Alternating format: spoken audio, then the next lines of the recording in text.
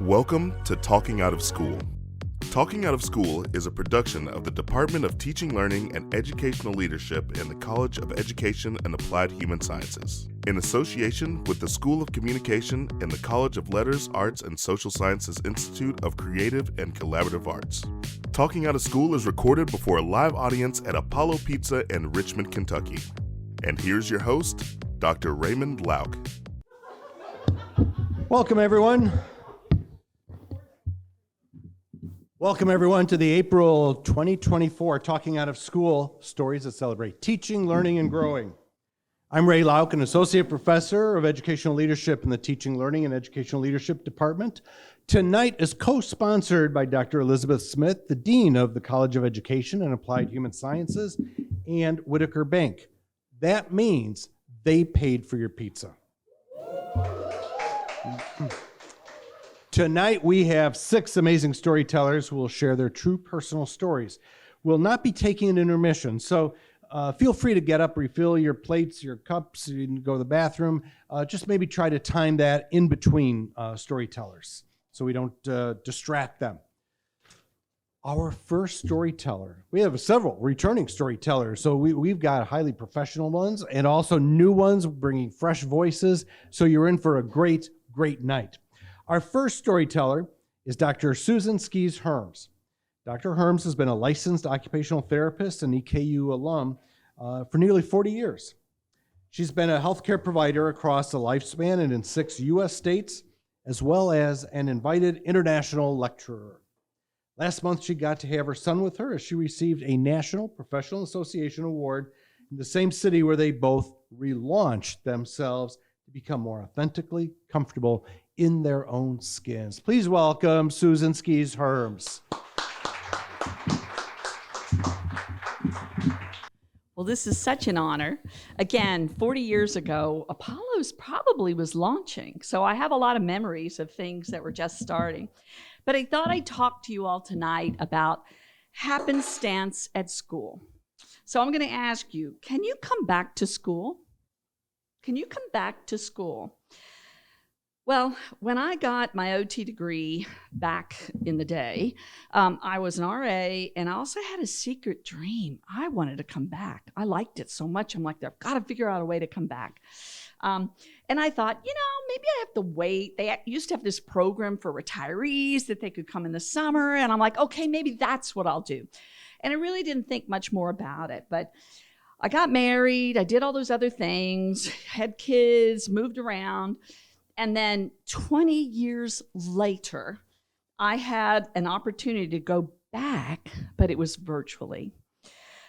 So since I was a single mother living in a small town in Central Florida, luckily I had my parents 2 doors down to be part of my village. But this was the right time. My sons were still in middle school, which meant that they were capable of feeding themselves, doing their laundry, and maybe remembering their homework. And if I knew that if I fed them what they loved, stocked their snacks, and got them a blockbuster movie or got them a Game Boy game, they were good. I could work. And I would also tap into them because I'm a self-proclaimed digital dinosaur. That's not them. They are definitely digital natives. And between being very savvy with what was known as MySpace back then, which was a little bit dangerous, and their ability to know how to do PowerPoint, they had analysis skills that I'd never dreamed of. So when I went back to my master's, I tapped into them a lot by giving them all kinds of bribes, whether it was a game, time, extra time, staying up late. But we got through it. And that's the thing I wanted to share with you all, is I also laugh about this. I used to tell my friends that they were sufficiently independent, but safe enough with my parents being just next door. And so, again, they helped me go back to school. So as I self-identified myself as a digital dinosaur, they also had the opportunity to join me for my very first time walking across a college graduation stage. I didn't have the opportunity to do my bachelor's because I was doing what was known as a field work then, and I couldn't come back. So this was the first time I would be able to do that, and I brought my teenage sons with me to Boston. I was so excited, but I was broke. And so we couldn't afford to go to one of the baseball games, but I knew, I was going to get them a cannoli, and then we were going to walk around Fenway Park. Well, sure enough, my oldest son caught a foul ball, over what they called the Green Monster or the Green Mile in Fenway. So we didn't pay for a ticket, but he got one of the game balls. And we had to rush because we were having so much fun with that. We almost missed my graduation. So I'm getting my teenage fellas. We're getting through the city. We get to BU. And I get in line just in time to walk with my group. And what I'm going to say is it was very hard that day to figure out which was more exciting, Mom's graduation or the fly ball. I don't know. But we went forward from that. And then the other thing I wanted to share with you all is, so I really wasn't sure if I could go back to school again. I actually thought about it, and because I was so late to going back to school, I thought, well, I don't know. But I had an opportunity. I was just in the sweet spot where my GRE would allow me to go to a PhD program with friends. So I did. I started in a PhD program at Nova Southeastern University where I knew people that were my colleagues. I had friends, and in fact, one of the former faculty here at EKU was in my cohort. That semester was not really the best time to go back to school.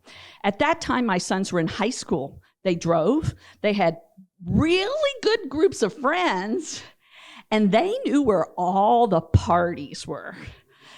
And I am going to say that even having my parents 2 houses away and knowing that the sheriff for our county was between us, and I knew what he looked like, and I could call his officers, it still wasn't comforting enough. So I didn't finish. That's what I'm going to say. I didn't finish. My sons went away to college. And then I had a couple more years, and I had this final conversation with my father. I was very, very devoted to my father. And our plan was that I should come back to Kentucky because, I've told this in other stories, I'm 5th generation that came and landed here in Madison County. So we kind of had this dream. And he passed away. When he passed away, I had an opportunity to take a scholarship and go back to Boston University online and complete a post-professional doctorate. And I was able to tap into my service activities where I had been an invited guest in China in pediatrics. So it all seemed to come together. But the most motivating factor was my youngest son had been accepted into a PhD research fellowship. And I was going to get a doctorate before he did. So again, just kind of rolling along, I did get my doctorate before him. I even got to come back to Eastern to teach. And I thought I was done, but I still had this dream. Can you go back to school? Well, I wasn't going to go back to school here, but I still wanted to live on campus. How do you do that? How do you do that? Well, I'm not going to be a student again, but it just so happens that Eastern had piloted their faculty and residence program when I came to Eastern to teach. And John Strada was the first amazing faculty in residence. Then Jose Juan Beckham was the second, and a window opened up, and I got to do it. And what I didn't realize was when you live at school, you get to come back to school. And it's been such a joy to be amongst the students, to walk with my memories from 40 years ago, from 3 years ago, from yesterday. So I really thank you all. We can go back to school.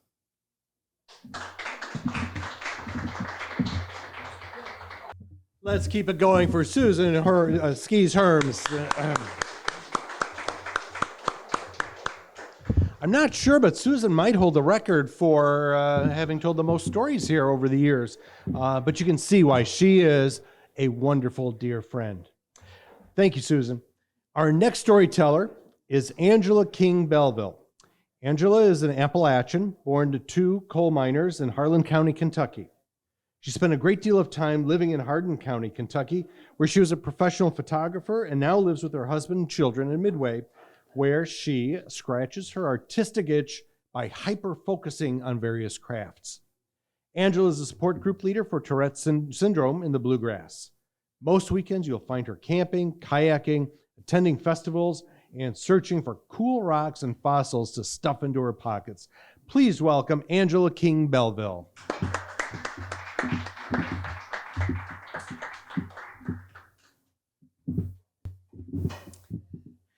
I was 8 years old when my parents packed us up from Harlan County, Kentucky, and moved us all to Hardin County in the countryside. The only home I'd ever known was a rented trailer in a holler in Appalachia, and now I was plopped in the middle of the farmers and the Amish. My parents leased, or they bought a tract of land that was about a half a mile back.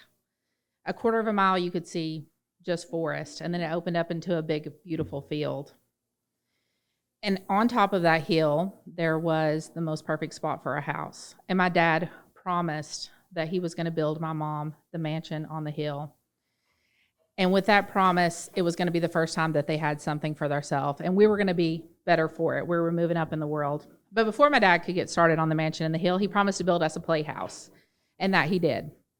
The man could build anything. And he built it on 4 cedar posts. It had its own wraparound porch. It had a sandbox underneath, a porch swing, stairs, a ladder, and these diamond-shaped windows. And if I looked out from those windows, I could see persimmon trees and dogwoods blooming, depending on the time of year.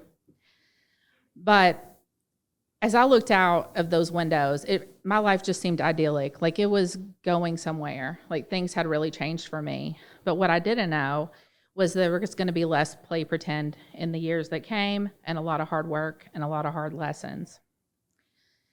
My dad used his money from his cultivation side business to clear the land where we had bought. He dug a basement, he laid the block, he poured the foundation, he poured the floor of the basement, and it set like that because work for my dad could go at a snail's pace or it could go not at all.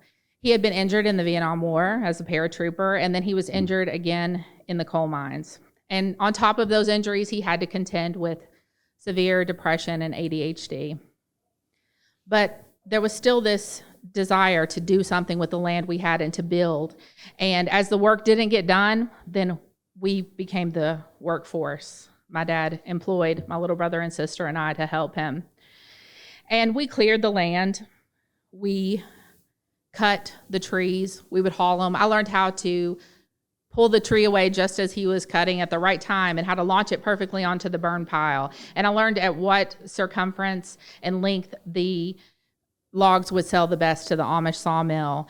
And I learned how to split the wood into firewood or to even make a split rail fence when we put them into quarters, and how to perfectly stack that on top of rocks to line the drive and line the property. And when we were working with Dad, we had every day was dependent on his mood and his whims. And I learned to look at him and see what kind of day we were going to have. If he was singing to the oldies and that helped us to pass the day, I learned that was wonderful. If he was humming and whistling to Marty Robbins' Ribbon of Darkness, then you knew it was a great day. But there were other days that were much darker. When I would ride the bus home from school, we had moved into a trailer at the bottom of the hill while we worked on this house. And before the bus would drop me off, I would already be craning my neck to see if Dad's truck was in the drive. If it was in the drive, I knew that meant it was work that day. If it wasn't, I would take off straight into the woods. And that's where I developed my love of nature, because I could find a mossy spot to find peace and serenity and hide and de-stress and all those things. And that's something that I'll always carry with me. And we had 2 ponds. that my dad dug. And the first one, as it had started, he was like, this has a leak. You have to get in there. You have to muck about in the bottom. The only way we can seal this pond up is by your feet walking around. I had already seen these snapping turtles, and I was terrified that they were going to take off my toes or my entire foot. I was unsure. But I do know that when Dad said to do something, you did it. And I learned to push through and be brave, standing right in fear. And then we had a garden. We cleared for it, and it took a lot of work. We worked in it many, many hours in the sun. But to have those vegetables and fruits when you're hungry in front of you, I was able to learn to appreciate the hard work that I had put into it. But with all this work that we did to the property and around it, there was still this shell of a house that was sitting there, and it was looming over us. And there was some pressure to continue to build this house. And my dad's side business was kind of drying up. It was the early 90s. The helicopters were coming over our land a little bit more frequent. The neighbors were threatening to steal some of the product, and my dad's brother ended up in prison. So we had to close up that shop. And at that point, my mom decided, I'm going back to school. So she went back to school and became a nurse and worked 2 jobs. Between school and work, I never saw her, which meant I was with my dad all the time. He was my primary caretaker. We would go out into the fields and cow fields, whatever, and we would get large limestone rock that you could barely lift, and we would put it into the back of the truck. We would haul it home. We would scrub it with muriatic acid and a wire brush. And I would try not to splash it into my eyes or onto my flip-flop feet because we were already eat up with chiggers and bug bites and poison ivy and scratches from hauling the brush. And I learned to hand those to Dad, those rocks, in the perfect order that he might need them to fit them into the wall or the fireplace that he was laying. I learned the proportions for mixing concrete and mortar. And I learned how to dodge the handle of a shovel I had lost in the mixer as it spun around and turned into a weapon. I learned how to use all kinds of tools the right way and the creative way, because my dad had the kind of mind where if you could relax and you could let your guard down enough, he was brilliant. He could teach you anything, and he could come up with so many different ways. So we learned the creative way to use those tools too. I did plumbing. I did drywall, wiring, electric work, drywall, painting, roofing. If it needed to be done to the house as a child, I was right there and I was doing it. There were mistakes made, mistakes we learned from. I sliced my finger open on Christmas Eve, laying flooring in the hallway downstairs, and when I was cutting spacers, and I had heat stroke from putting insulation in the attic in 90-degree heat. And I dropped the scaffolding down on my dad's head from 3 stories up at one point.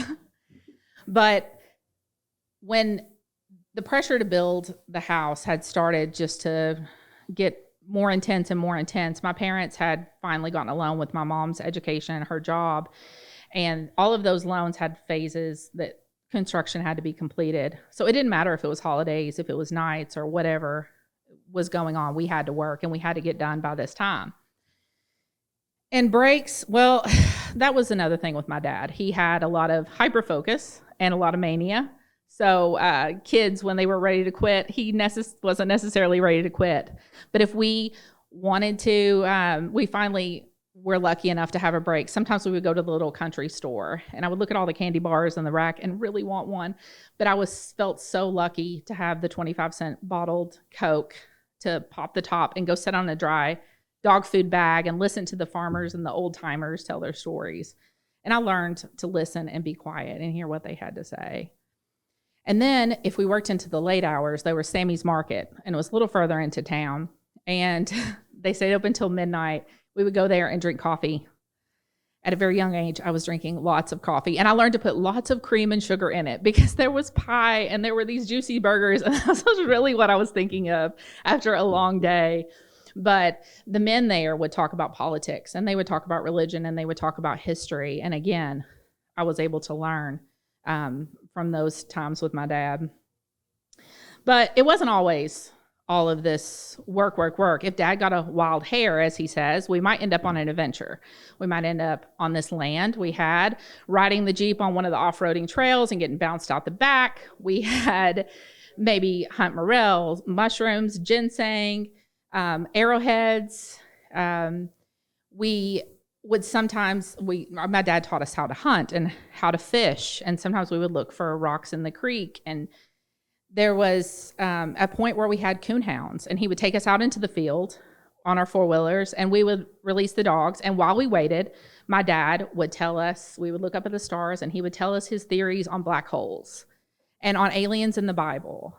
And we're all just stardust, he would say. And then we would look up and hope to see a shooting star.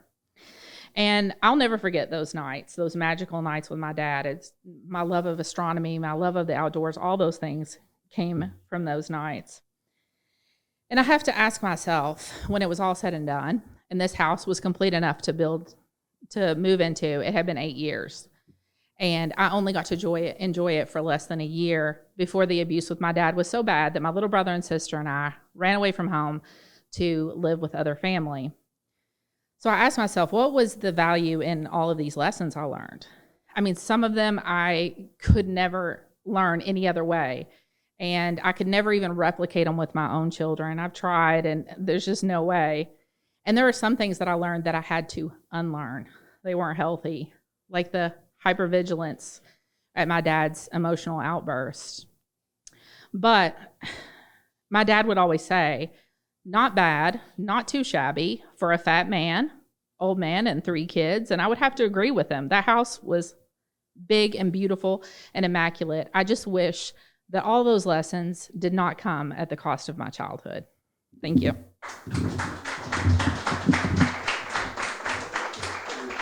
Let's keep it going for Angela, King Belleville. Thank you, Angela. That was a beautiful story, so well told. By now, some of you might also be thinking that, I think Angela and Susan's stories may have triggered a memory that you have. And you think, I could tell a story too. Before you leave at the end of the night, I'll ask if any of you want to sign up for a story in the fall, in September, when we come back. And I think you might like to. And because as you hear more stories, you're going to think, I could do that. I've got a story. One of those people who has done that so many times is our next storyteller, Kimwanga Mafuda. I think, Kimbo, is this your 3rd time? 2nd time? You see, I think the first time, Kimbo was one of my students last year, I guess, or in the fall. And I was giving out bribes. Extra credit points come up because I needed to fill the slots. And Kimbo was up here doing it, and he's back here, and I've got no bribe other than pizza. So it's a fun experience, and I hope you'll all think about that. Kimwanga Mafuda is a junior at EKU and is double majoring in public health and healthcare administration. Kimbo is a first-generation college student who enjoys working out and spending time with family and friends in his free time. Please welcome Kimbo Mafuda.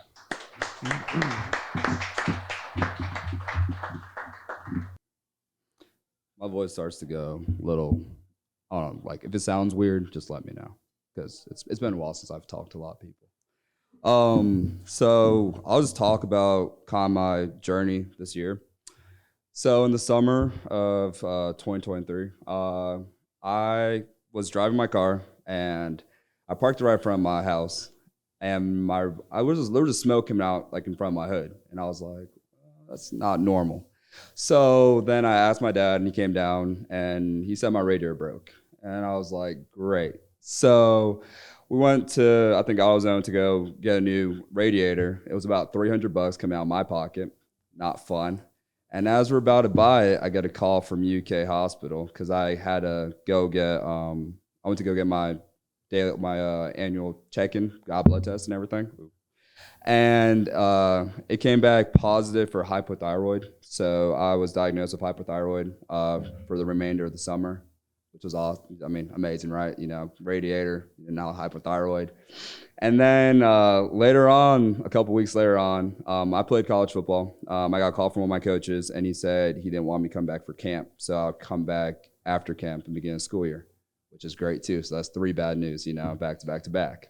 So then later on, I was just kind of contemplating if I still want to play football or not, or just even, kind of pursue the dream I've always did as a kid. And me and my parents, we talked about it, and I talked to my siblings about it, and I talked to a lot of my friends about it, and then I made the decision to quit football. And I've been playing football since I was in elementary, so I was a kid. So it was kind of rough, quitting football.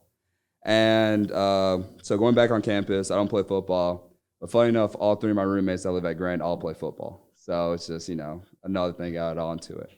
And, I'm always happy for my friends and their successes and everything. But it was definitely hard, hearing them talk about, football story, like locker room talks and stuff like that, and just how practices went, because I wasn't there, obviously, with them as we all started together. And, I was kind of struggling with that. I didn't go to a lot of football games either. I kind of stayed back at the house and watched it afar, which kind of sucked as well. But, it was kind of the process that I needed to take. And then I had the great idea to pick up another major. So public health was my minor at first. And I was like, I want to challenge myself a little bit. So I picked up public health and made my major. So I was double majoring.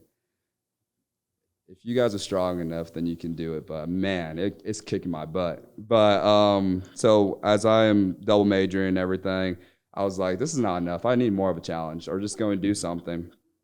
So I got more involved in school. So I became vice president of my student association organization.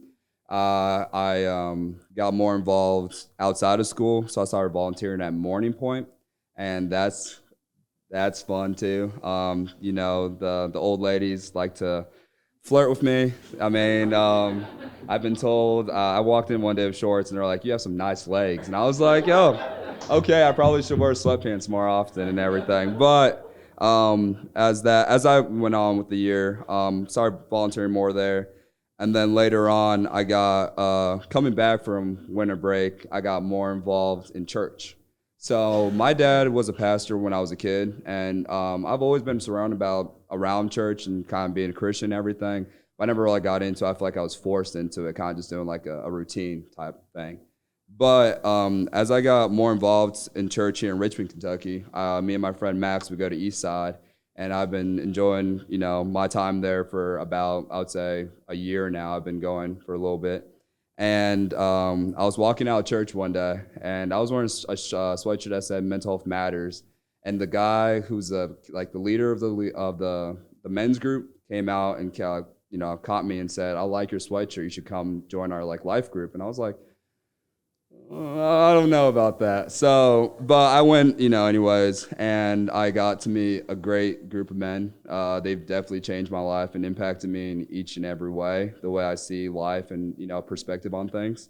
And I guess kind of ending with that and getting more, closer with God and everything, I think my life lesson, and I think y'all should take out of it as well, is I played football my entire life, loved it, loved everything. Broke both my hands, I've gotten multiple concussions.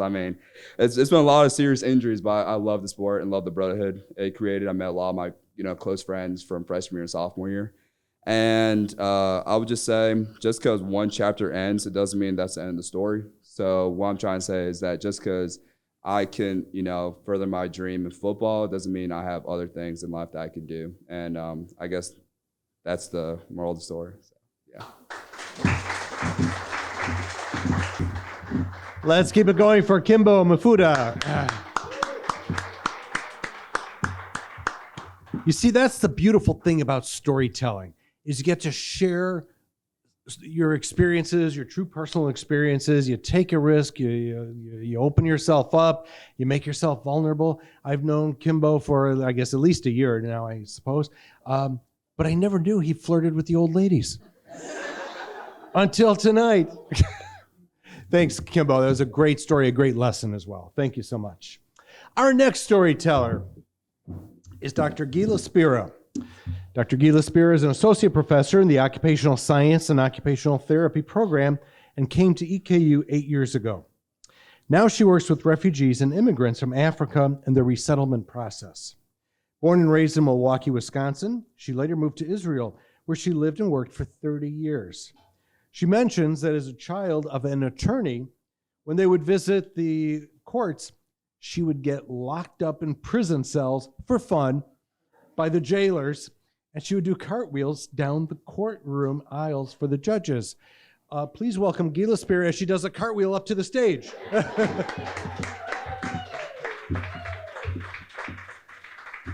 And I do want to mention to Kimba that our students here have been to Morning Point. Yes. And no one complimented on their legs, right? Okay, so this is going to be about 10 plus a little bit minutes so you can settle in. All right, so. Well, I started out as a cheesehead. Go Pack. The Pack is back. In high school, the Milwaukee Bucks won the national championship and the whole city went crazy. What a high. But the world called to me. I needed to wander. And after that, I needed to go home. Not to Milwaukee home, but to a much older, ancient, ancestral home. I made Aliyah, as we call it, and moved to no less than the miraculous, mystical, holy city of Jerusalem. And from there to Samaria, what others call the West Bank, disputed lands. And before you knew it, we were in the middle of the conflict. Ages and centuries old, we were part of the conflict. Last year, a student here at EKU came to me and told me that she was taking off a day. No explanation, no request, just a statement of fact. How should I handle that? 10 years ago, my teen daughter had her runaway from home moment. We knew where she was because I am an excellent snooper when it comes to my children. And the night before, we had received a phone call from the Jerusalem police that her phone was left in a car on a downtown street and was suspected as being perhaps a remote detonator. So the police broke into the car and called us to check out if it was a legitimate phone. The next night, there was a terror attack in the same place, a double suicide bombing. When people ran away from the first suicide bomber, a second terrorist waited until they neared him, and then he detonated himself as well. An executed plan to kill as many Jewish people as possible. Tali had not yet spoken to us in the 2 weeks that she had run away. She was in full teenage rebellion mode. I called her and left a message. Tali, sweetie, I know that you have run away and you're not speaking to us. However, there was a pigua, a terror bombing, in the place where we know you were last night. You can still be mad and you can still run away, but right now you need to set that aside and let us know that you are alive and well. When we know that you are safe, you can go back to running away. She called because she knew that no matter what our issues were, this situation came before any personal matters between us. She knew that no matter how mad she was, she needed to let us know that she had not been killed or maimed. And she did call. Eventually, she also returned home. A different student in my Fundamentals of Occupational Therapy class recently emailed me wondering if I ever rounded up grades because she had an 89.7 and she wanted the A. One time, when the father of my children was serving reserve duty in the Army for the month, I had to pick up the children from the main road by our settlement. The buses weren't especially reliable, and sometimes I would have to wait 15 or 20 minutes. While I was waiting in my car, I saw an Arab shepherd by the bus stop across the road. He wasn't really doing anything or going anywhere, but when our eyes met for an instant, I got a bad feeling, the heebie-jeebies. I told my then husband about it, and he said to wait further up the road by the next nearby settlement if I was really uncomfortable being by myself there, which I did. 4 days later, a bomb exploded at the bus stop that I had moved away from. I am sure that this was placed there by the terrorists that I had inadvertently seen casing it out. They say to listen to gut feelings, and in this case, I am glad that I did. What if my children had gotten off the bus and we were there outside alone with the terrorist? I choose not to go there in my thoughts.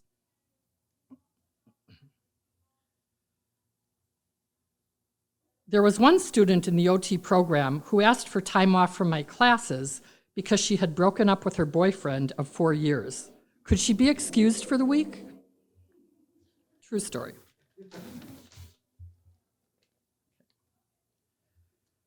"20 years ago, life came for me in the way that it comes for anybody. No free rides in life. My infant had a heart condition and she succumbed. This falls into the category of things we don't wish on our worst enemies. We sat Shiva, 7 days of mourning, as is done in our tradition.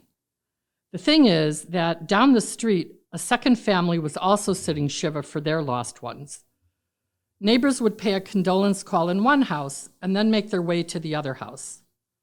But this family was now officially half a family. The parents and their 6 children were passing a refugee camp that was known to throw rocks and firebombs at Jewish cars. To avoid this, the father went as far left on the road that he could go, inadvertently slightly over the yellow line. A truck coming in the opposite direction hit the left half of the car. The father and 3 children were killed. The mother and the 3 children who were on the right side of the car survived. The mother heard that I was feeling that her tragedy was so much greater than my loss. During the Shiva period, she sent a message back to me saying that each loss is a world in of itself, and that our losses could not be compared, that both of our losses were meant to be endured and grieved. Once a student came to my office and disputed an item on the exam. She wanted the 1-point credit, and she was going to fight for it. At one of my workplaces in Jerusalem, I rented out space in the afternoons from a special needs kindergarten. When I had a therapy cancellation here or there, I would go to the office, where Chezi would come after his day job and work on the organization's website. He often worked in the grayness of sunset. We would have talks and got to be friends over time. It was a comfortable, innocent friendship over some years, always just us in the office and in the grayness of the fading light. There came a day when I held an engagement party for our firstborn. There was excitement. It was all new to us. I got a special dress, put on heels and makeup. As I got my purse to leave for the party, I got a phone call. There had been a suicide bomber on a bus. Chezi was killed. My engaged daughter and her betrothed were already at the celebration. What to do? I decided that she deserved to have her life moment. I wouldn't take that away from her. And I went to our event, was a gracious host. When some would bring up the news of the pigua, the terror attack, I would tell them that I couldn't do both. Be happy and gracious at this event and discuss Chezi's violent ending. And so the evening passed. My daughter had her time to shine. They all went home. And I went to the cemetery and participated as he was laid to rest, in my high heels, my fancy dress, and my makeup. In the darkness of night, I honored my friend as he was laid to eternal rest. The second-year students asked in class if they had to hand in their assignments exactly at midnight, or could they hand it in a few minutes later even? Would there be a deduction? I lived on a hilltop on the West Bank, 13 families trying to make sure that we had a presence in the land. Among the residents was a 3-year-old girl, also named Gila. It made for some funny confusions at times. She was a bundle of energy and boundless joy. For someone so small and petite, at most 5 feet in her teens, she sure made a lot of noise. Gila was like a member of our family. I taught her to play guitar. The kids were in and out of each other's houses. When she was about 10 years old, she called up the premier college for athletic sportsmanship, the place where the Olympians go to train. At 10 years old, she told them that she had no one to help her, but she wanted to be a top gymnast. They actually did help her. And for years, I would see Gila on the roads, going to or from practice. When she was about 14, she became the all-around gymnastic champion of Jerusalem. This time, the suicide bomber detonated himself on the street at the bus stop on the way to our settlement. He chose the prettiest girls to stand next to. Who knows if it was subconscious or purposeful to have chosen Gila? We spent the night calling hospitals and police until it was clear that we had to call Abu Kabir, the forensic lab. Her mother identified her by her hand because nothing else was left to identify. I can say that the family never recovered. One by one, they fell apart. They divorced, went into severe mental illnesses. No one worked again. On my last trip to the US, I had asked Gila what to bring back, and she asked for a pack of Hershey's Kisses. Her room remains undisturbed, as is common for parents of terror victims to do.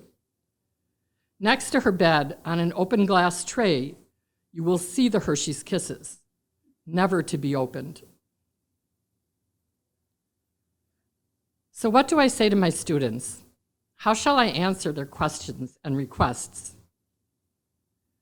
Don't they know that all I need for them is to show up alive in my classes, to be breathing, and maybe even joyful? That it doesn't matter if one gets a point less or hands in a paper 10 minutes later. It doesn't even register on my list of things that bother me. But they are innocent of such things. It is normal to ask and worry and be concerned. So I let them. I even give them responses. But inside, my mind and heart are elsewhere. I will end by saying, free the hostages now. Thank you all very much. Let's keep it going for Gila Spira.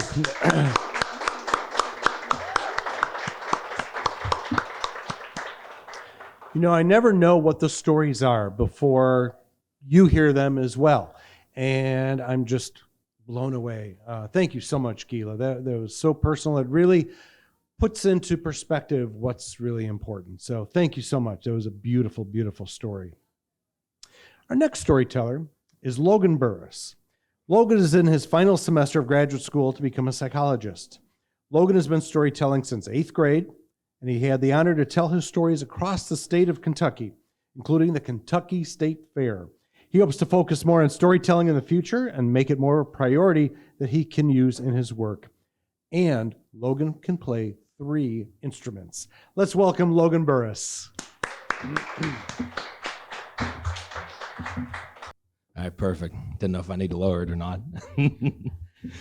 Well, you know, I saw the theme for these stories, things related to teaching, learning, or growing. And, you know, I think about this, and throughout many years that I've been here, I think that one of the greatest teachers is life. And sometimes life can show you in different ways. You know, life can sometimes be the dad or the mom or the granny who's helping you take your first steps. Other times it's kicking you on the ground and getting ready for an elbow drop. This is the latter, my story. And although it sounds exaggerated, it is true. I hate to say. I can laugh about it now, and I hope you all will too. So I was planning on going to Venice, Italy for the weekend with 3 of my friends. It was very exciting. I'd never been, but I always loved Italian food, so I was ready for it. We get there, and immediately it gets confusing. So there's no Ubers in Venice. There may be some in other parts of Italy, but not in Venice. So if you're going to Venice, remember that. You're not going to be welcomed with a very nice AC-fueled, very comfortable car, maybe like a little water bottle and a mint, and you can't give 5 stars. We ended up on a public bus after trying to decipher the instructions that were not in English. That's how it happens, though. And this was a crowded bus with a lot of people who were very tired of this heat. This was in 2019, which was one of the greatest heat waves throughout all of Europe. And I'm not talking about the heat waves in England where it's actually 70 degrees Fahrenheit. This is actually hot, and we were stuck here on this bus. Well, we ended up getting our bus stop, but then we went too far, so we had to wait 20 more minutes for the next bus to come around. We ended up catching that bus, and we finally ended up in the place where our Airbnb was. Oh, man, I was so excited. We were heading over. I was wore out. And then I went to open the gate, and it was locked. So the girl, one of my friends who was in charge of the rental agreements and that sort of thing, she messaged the person. The person said, oh, well, didn't you see? It's not going to be ready until 5 in the afternoon. I was like, oh, okay, what time is it now? 11 in the morning. Perfect. Okay, so let's find something to do in this little town. We go over and we're wanting some food. We find a nice pizzeria called Saranella's. Oh my gosh, it was wonderful. Very great food. Some of the best pizza that I've ever had. No offense to Apollo's, you guys are great. But we get there and it's like everyone knows that we're tourists. Everyone knows we're not from there. It's like the movie. I swear I heard a record scratch when we cut in. Everyone turned around and looked at us. I saw a baby do the same thing. It had a cigar. No, that's exaggerated. It was a cigarette. Anyway, no. But we get there. We have some great food. It was a really good time. And we get done. You know what? We deserve a sweet treat. This is something my generation loves. We love sweet treat mentality. And after that morning that we were having, we definitely needed one. So we found a beautiful building. It said ice cream on it. Oh, okay, perfect. We walk in, and it's a little more than a room.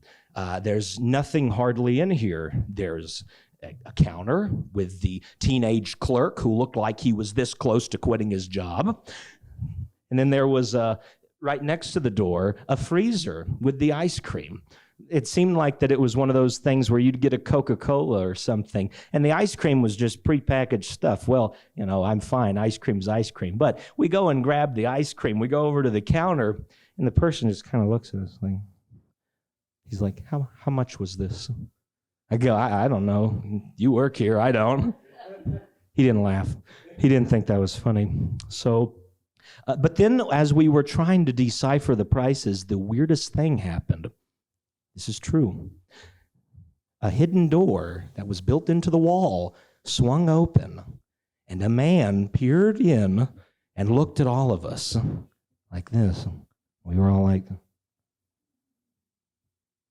and you know, in hindsight, this was a probably very kind-looking gentleman, but in that moment, in that situation, he looked like all of the characters of The Sopranos put together. And I thought, what's going on? Well, he looks at the clerk's like, and then he closes the door.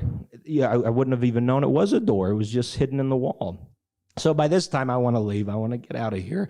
I just want to lay down and eat some ice cream. So I do. I go and get some ice cream. And then finally, the time rolls around to get the Airbnb. I'd already cried twice during this point, but that's okay. That's fine. It was a tough time. But you know, we get to the Airbnb. I open up the door. Oh, I can't wait for this nice breeze, but then I forgot. Europe does not believe in air conditioning. It's normally not that hot there, but no, they did not have any air conditioning. The thermostat, I swear, it only had heat on it, and I said, okay, perfect. Open up the windows. That didn't help. There was no breeze, but that's okay. You know, I just need to freshen up. This place around me is very dusty. You know, I don't know the roads. There was a lot of dust kicking up and everything, and it was all over my face and my hands and my feet.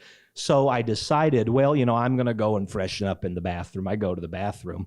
I start splashing water on my face, and I see the neatest little thing. Right down here is a foot washing station. I thought, what?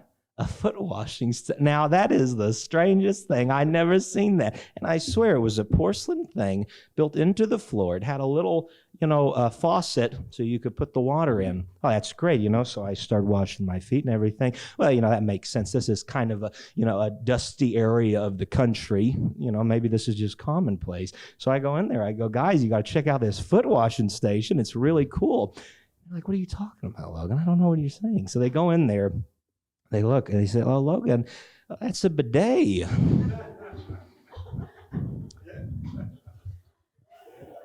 And for those of you who don't know what a bidet is, look it up after that.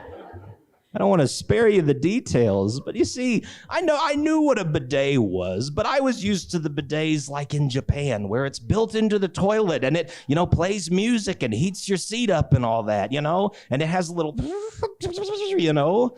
But apparently this one was a little different, where you kind of squatted more than sat down.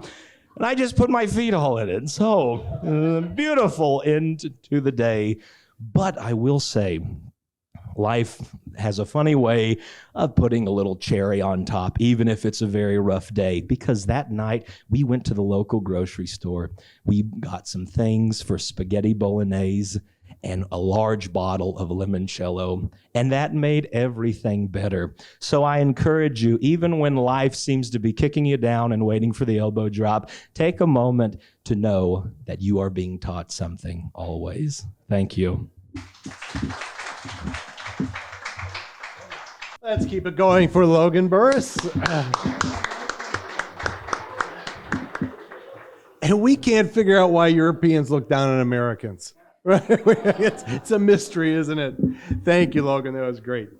Our final storyteller, and I just want to make sure I've got Anzu coming up, but there was no one else, correct? I want to make sure I didn't miss anyone. Anzu Yeager is a junior at EKU and is an English major who focuses on creative writing with a minor in history and psychology. Anzu is from London, Connecticut. He's learning German and French in preparation for his trip to France next month. Check with Logan about any tips about traveling over there before you go. Let's welcome Anzu Yeager. Hello. Okay, hi. My name is Anzu Yeager. This is my first time doing this. I'm a little bit nervous, but it's okay.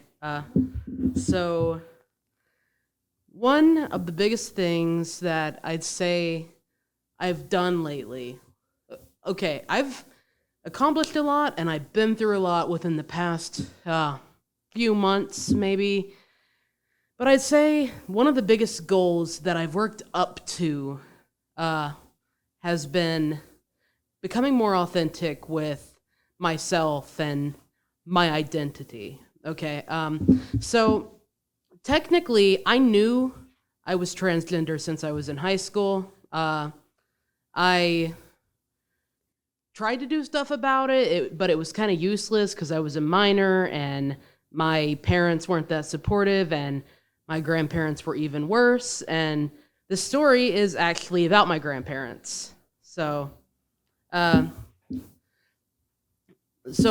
my life, I've had a grandma on my mom's side. She's been very intrusive, kind of disrespectful, actually.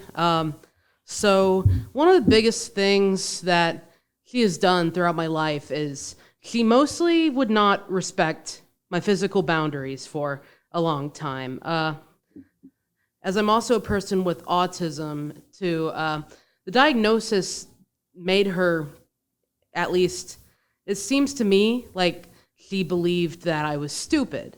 And so one of the biggest things growing up before I even knew I was trans is she would try to get in the shower with me and she would say I didn't know how to wash my hair, and she would just wash my whole body, and I had to get my dad to intervene before she would stop. But that's the biggest thing that she's done. But then I came out as trans, and during that same time period, I was diagnosed with PCOS, so I had facial hair growing anyway. The biggest thing that she would do is she would come up to me and she would start shaving my face randomly without even asking. And I was always like too shy or something to say anything about it. Like, I started to get more confrontational like later on about it. Nothing happened. It did no good. So I've had to, I've had to develop more of a support system before I could really do anything about it. So I did. after my recent breakup, I actually got closer with my dad again because me and him, we had sort of a falling out during my relationship. Because I wanted to run away to Massachusetts. It was the whole thing. Because, well, that's where my girlfriend at the time lived, and I wanted to run away to be with her. My dad, in hindsight, he was sensible, but at the time, I thought he was being unfair towards me. Well, we fixed that. He's helped me a lot significantly. Not really in a more direct way, but he's been kind of behind the scenes with me lately, like helping me move forward. My stepmom's been helping me move forward after I made the choice to start testosterone. And that's one of the biggest things I want to express that I'm grateful for right now. But my mom found out like a few days ago. I think she had been preparing for it mentally, despite, trying to act like she's ignoring it. Because when I told her, she kind of made a facial expression, but she just kind of, it seemed like gave up or accepted it or something. Then I told her I have no intention of telling my grandparents, and then she said, actually, you should, because, she wanted me to rip that Band-Aid off. And because the thing is, like, my grandma's attitude, we're all kind of sick of it at this point. Like, even, like, other members of my family are starting to see it now. So this is, like, the prime time, I guess, now that I'm thinking about it, to, like, confess that to her.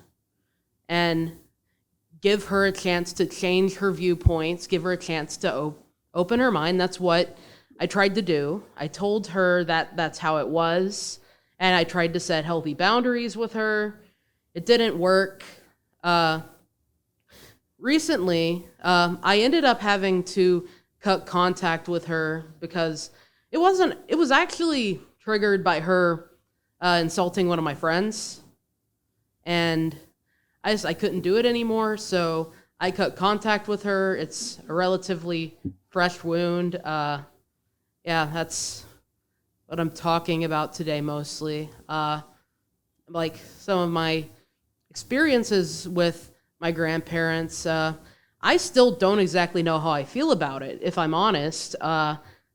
Yesterday, I got really lonely, and I didn't even realize I was lonely until I called my grandmother on my dad's side of the family, and she rambles a lot. She talks a lot about her life. That's what she does. And that was like one of the first times, I think, in my life that I realized, like, I'm grateful for her, even though, like, she talks about things that are so minuscule and whatnot to me sometimes.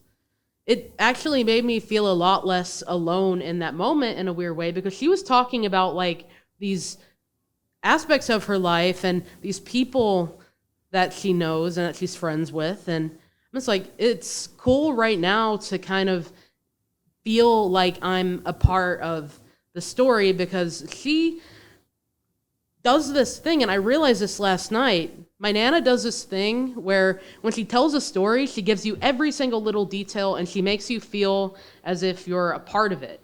And, I think that's really important, because, I think as a writer, I understand the importance of immersing people into your world. And, like, the world you think up, the world you create, the biggest aspect of writing is immersing people into it with your language. Like, not just saying, like, red, but say a shade of red, relate it to something. Like, this is the color of blood. This is the color of a cardinal. And then green is the color of the earth. Green is the color of Green Apple Jolly Ranchers. Just things like that.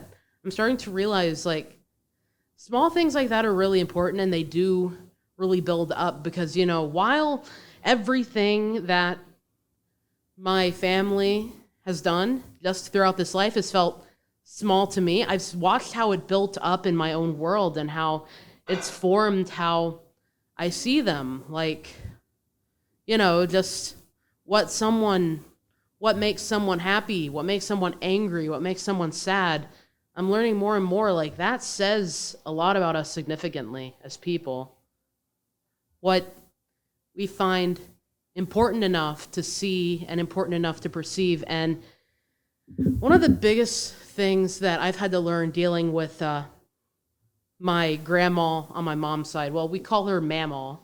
One of the biggest things I've had to learn with her is, you know, she's going to be very critical of me no matter what I do. And she's starting to realize how hateful she is and how she, because like when I sent her a text message asking her, you know, could you please stop doing this? If you continue doing this, I'm going to have to cut contact with you.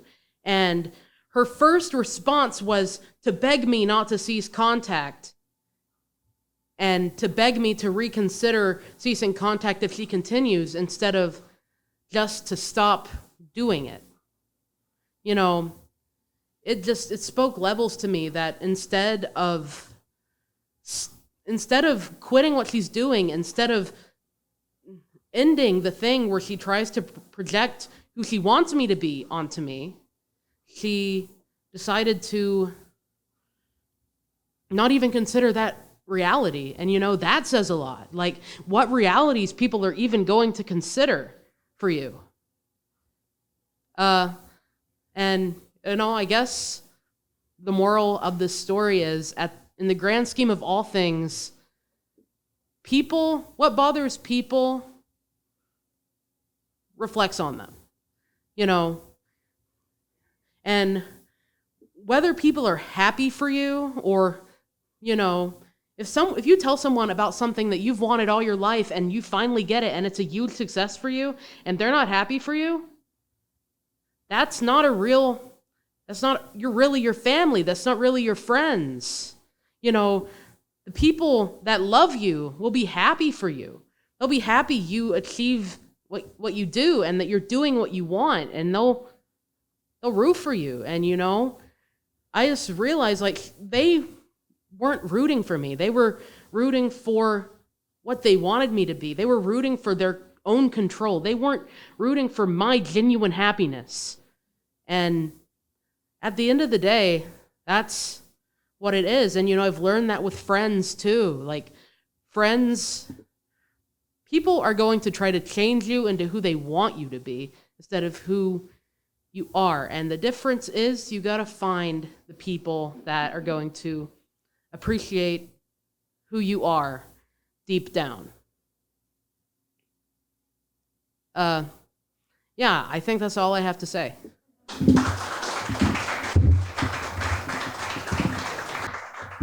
Let's keep that going for Andrew Yeager. Now, what you don't know is that Andrew came up and the first thing he said was, a little nervous, it's the first time he's done this. What you don't know is that when he walked in with his friend Lynn asked me, is there room for another storyteller tonight? And I said, as a matter of fact, there is.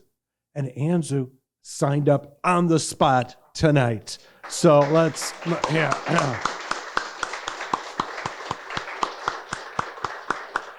And I think Andrew's also exemplifies something, one of the part of the real value of storytelling is you may not be in the same situation, same place in life as Andrew, but you never know who you help by telling your story. I mean, the whole family dynamics, all of those issues, it feels good to kind of get that off your chest. But what the secret is that there's someone else in the audience. I guarantee it always happens, who is experiencing something maybe similar. And you can help someone else by sharing your story and how you're navigating all those challenges. So thank you, Anzu, for your honesty and your openness. You're incredibly articulate and honest and a strong, strong person. And we share our love with you. Thank you so much. Let's give it up one more time for Anzu. So again, you've probably been thinking, I have a story to tell too. I could do that. So before you leave tonight, please see me and we'll get you signed up for the fall. Just some of the final wrap-up stuff we've got. Talking Out of School is a production of the Department of Teaching, Learning, and Educational Leadership and the School of Communications at Eastern Kentucky University. Let's give a big round of applause for our production team, one who's not here and one who is here. Michael Randolph is not here, but Maudella Bear is here.